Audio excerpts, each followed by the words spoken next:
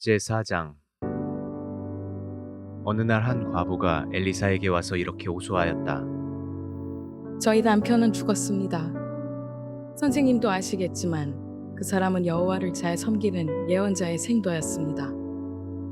그가 죽기 전에 돈을 좀 빌려 쓴 것이 있는데 돈을 갚지 않는다고 빚쟁이가 와서 내 아들 둘을 데리고 가 종으로 삼겠다고 합니다. 내가 당신을 위해 어떻게 하면 좋겠소? 당신의 집에 무엇이 있는지 말해보시오. 저희 집에는 작은 기름 한 병 외에 아무것도 없습니다. 당신은 이웃집에 가서 빈 그릇을 빌려오시오. 되도록 많은 그릇을 빌려와 당신의 두 아들과 함께 집 안으로 들어가서 문을 닫고 그 모든 그릇에 기름을 부어 차는 대로 옮겨 놓으시오. 그래서 그 과부는 두 아들과 함께 집으로 가서 문을 닫고 자기 아들이 갖다 대는 그릇마다 기름을 따라 붓기 시작하였다. 그러자 순식간에 그 모든 그릇에 기름이 가득 차지 않겠는가. 그 과부가 자기 아들들에게 그릇을 더 가져오라고 했으나 그들은 이제 남은 그릇이 하나도 없습니다 하고 대답하였다. 그러자 흐르던 기름이 곧 멈추고 말았다. 그래서 그 과부가 엘리사에게 돌아가서 그 모든 일을 보고하자 엘리사는 그녀에게 당신은 그 기름을 팔아 모든 빚을 갚고 남는 돈으로 당신의 아들과 함께 생활하시오 하였다. 하루는 엘리사가 수넴으로 가자 그곳에 사는 어떤 귀부인이 그를 초대하여 식사를 대접하였다. 그 이후로 엘리사는 수넴에 갈 때마다 그 여자의 집에 가서 식사하였다. 어느 날 그 여자가 자기 남편에게 이렇게 말하였다. 나는 우리 집에 와서 가끔 식사하는 이 사람이 거룩한 하나님의 사람이라고 생각합니다. 옥상에 작은 방 하나를 만들어 침대와 탁자와 의자와 등을 들여놓고 그가 올 때마다 쉬어가게 합시다. 하루는 엘리사가 수넴에 와서 자기 방으로 들어가 쉬고 있다가 사환 게하시에게 수넴 여자를 불러오라고 하였다. 그녀가 오자 엘리사가 게하시에게 말하였다. 너는 이처럼 우리를 정성껏 대접하는 저 부인에게 우리가 대신 무엇을 해주었으면 좋겠는지 물어보아라. 그리고 왕이나 군사령관에게 부탁할 일이 있으면 내가 잘 말해주겠다고 일러주어라. 그러자 그 여자는 아닙니다. 나는 내 백성 가운데서 아무런 어려움 없이 살고 있습니다. 하고 대답하였다. 그때 엘리사가 게하시에게 그러면 내가 저 부인을 위해 무엇을 해주었으면 좋겠느냐 하고 물었다. 그러자 게하시가 이 부인은 아들이 없고 남편은 늙었습니다 하고 대답하였다. 그러자 엘리사가 그 부인을 불러들여라 하였다. 그 여자가 들어와서 문 앞에 서자 엘리사는 그녀에게 내년 이맘때에 당신은 아들을 품에 안게 될 것입니다 하고 예언하였다. 그러자 그 여자는 아닙니다, 선생님. 저를 놀리지 마십시오. 하였다. 그러나 엘리사가 말한 대로 그 여자는 그 이듬해 정말 아들을 낳았다. 그 후로 그 아이는 그럭저럭 자라갔다. 어느 날 그는 밭에서 일꾼들과 함께 추수하는 자기 아버지에게 갔다가 갑자기 아이고 머리야 아이고 머리야 하고 소리를 질러댔다. 그러자 그의 아버지가 자기 사환에게 아이를 집으로 데려다 주라고 하였다. 그래서 사환은 아이를 그의 어머니에게 데려다 주었는데 그 아이는 정오까지 자기 어머니의 무릎 위에 누워 있다가 죽고 말았다. 그 어머니는 아들을 엘리사의 방으로 안고 가서 침대 위에 눕힌 다음 방문을 닫고 나와서 남편을 불러 말하였다. 하인한 사람과 나귀 한 마리를 준비해 주세요. 내가 급히 하나님의 사람에게 갔다 오겠습니다. 어째서 오늘 가려고 하시오? 오늘은 초하루도 안식일도 아니지 않소? 별일은 아닙니다만 갔다 와야겠습니다. 그러고서 그 여자는 나귀를 타고 자기 사환에게 될 수 있는 대로 급히 몰아라. 내 지시가 있을 때까지 속도를 늦춰서는 안 된다. 하였다. 그녀가 갈멜산에 이르자 엘리사는 멀리서 그녀를 보고 자기 사환 게하시에게 말하였다. 보라, 저기 수넴 여자가 오고 있다. 너는 달려가서 무슨 일인지 알아보고 남편과 아이가 잘 있는지 물어보아라. 그 여자는 게하시에게 모두 잘 있다고 말한 다음 산 위에 있는 엘리사에게 가서 그 앞에 엎드려 그의 발을 끌어안았다. 그때 게하시가 그 여자를 밀어내려고 하자 엘리사가 말하였다. 내버려 두어라. 무슨 괴로운 일이 있는 것 같은데 여호와께서는 아직 그 이유를 나에게 말씀해 주시지 않았다. 그러자 그 여자가 엘리사에게 말하였다. 내가 선생님에게 아들을 갖게 해달라고 부탁하였습니까? 오히려 나를 놀리지 말라고 말씀드리지 않았습니까? 이때 엘리사가 게하시를 보고 이렇게 말하였다.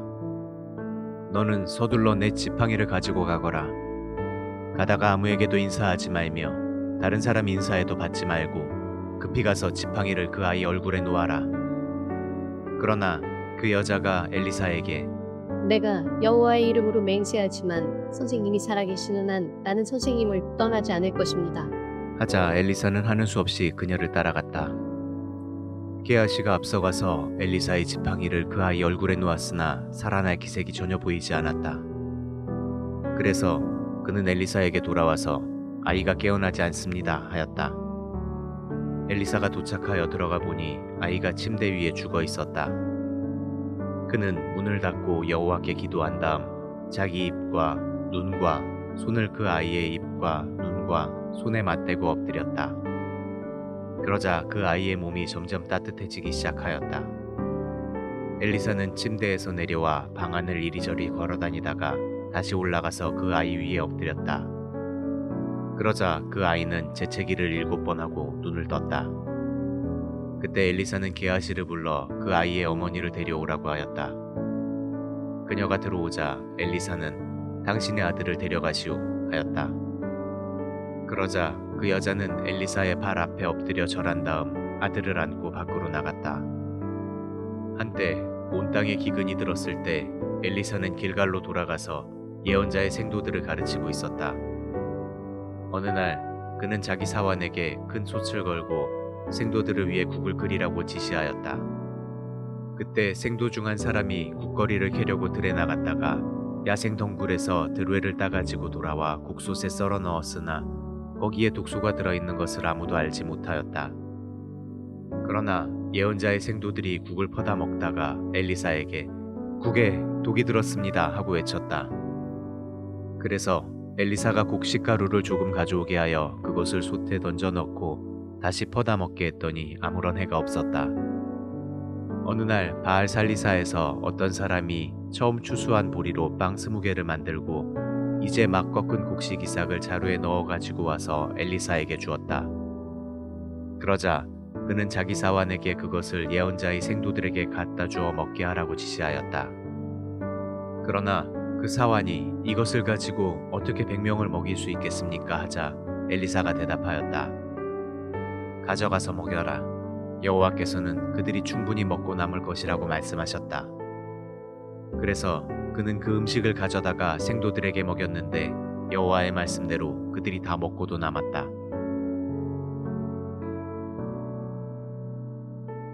제5장 시리아군의 총사령관 나아만은 자기 왕의 총애를 한 몸에 받고 있었다. 이것은 그가 여호와의 도움으로 시리아군에게 승리를 안겨다 주었기 때문이었다. 이와 같이 그는 훌륭한 장군이었지만 문둥병자였다. 전에 시리아 사람들이 떼를 지어 나가서 이스라엘 소녀 하나를 잡아온 적이 있는데 그 소녀는 나아만의 아내를 시중드는 하녀가 되었다.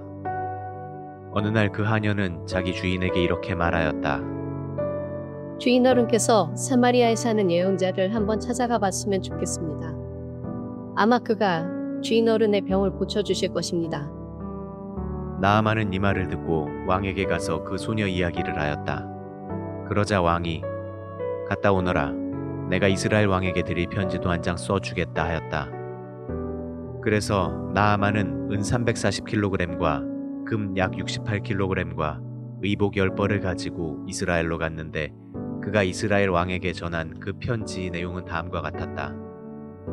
내가 이 편지와 함께 내 신하 나아만을 당신에게 보냅니다. 아무쪼록 이 사람의 문둥병을 고쳐주시기 바랍니다. 그러나 이스라엘 왕은 그 편지를 읽고 나서 자기 옷을 찢으며 이렇게 외쳤다. 내가 사람을 죽이고 살리는 하나님이란 말인가?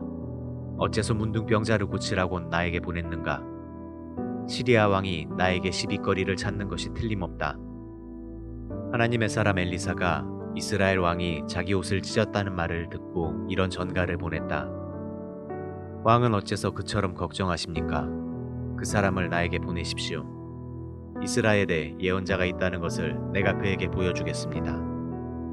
그래서 나아만은 자기 말과 전차들을 이끌고 가서 엘리사의 집 문 앞에 멈춰섰다. 그러자 엘리사는 사람을 그에게 보내 요단강에 가서 몸을 7번 씻으면 문둥병이 깨끗이 나을 것이라고 일러주게 하였다. 그러나 나아만은 화가 나서 그곳을 떠나며 말하였다. 나는 그가 직접 나와서 상처를 어루만지며 그의 하나님 여호와께 기도하여 내 병을 고쳐줄 것으로 생각하였다. 다마스커스에는 이스라엘의 그 어느 강보다 좋은 아바나와 바르발 강이 있지 않은가? 나는 거기서 몸을 씻어도 깨끗이 나을 수 있다. 그러고서 그는 격분하여 돌아가려고 하였다. 그러자 그의 부하들이 다가서며 말하였다. 만일 그 예언자가 이보다 더 어려운 일을 하라고 명령했다면 장군은 그것을 하지 않았겠습니까? 그러나 몸을 씻고 깨끗이 되라고 말씀하셨는데 어째서 장군은 그것도 못하십니까? 그래서 나아만은 요단강으로 가서 강물에 몸을 7번 담갔다. 그러자 정말 엘리사의 말대로 문둥병이 깨끗이 나 그의 살결이 어린아이 살결처럼 되었다. 나아만은 자기를 따라온 모든 사람들과 함께 엘리사에게 가서 말하였다. 이스라엘 외에는 온 천하에 하나님이 없는 줄을 내가 이제 알겠습니다. 별것은 아닙니다만 저의 이 선물을 받아주십시오. 그러자 엘리사는 내가 섬기는 살아계신 여호와의 이름으로 맹세하지만 나는 그 선물을 받지 않겠습니다 하고 대답하였다. 나아만은 그 선물을 받아달라고 억지로 권하여도 그가 거절하자 이번에는 이렇게 말하였다. 당신이 내 선물을 받지 않으시겠다면 노새 2마리의 실을 흙을 나에게 주십시오. 이제부터 내가 여호와 외에 다른 신에게는 언제나 그 밖의 제사를 드리지 않겠습니다. 하지만 나는 여호와께 한 가지 일만은 용서해 주시기를 바라고 있습니다. 왕이 림몬의 신전에 들어갈 때 내 부축을 받아 들어가서 절을 하면 나도 함께 절을 하게 되는데 나는 여호와께서 이 일에 대하여 용서해 주시기를 바랍니다. 이때 엘리사가 좋습니다. 평안히 가시오. 하자 나아만은 그곳을 떠났다.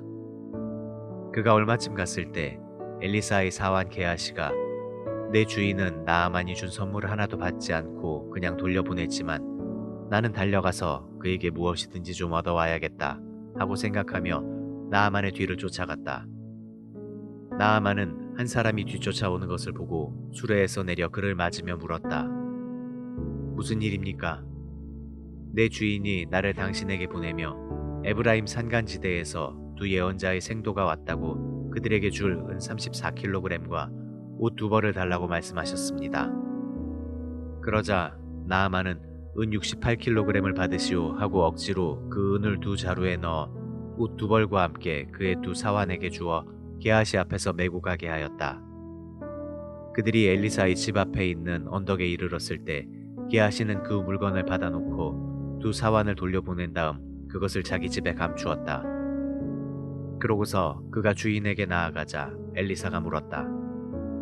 게하시야, 어디 갔다 왔느냐? 아무데도 가지 않았습니다, 주인님.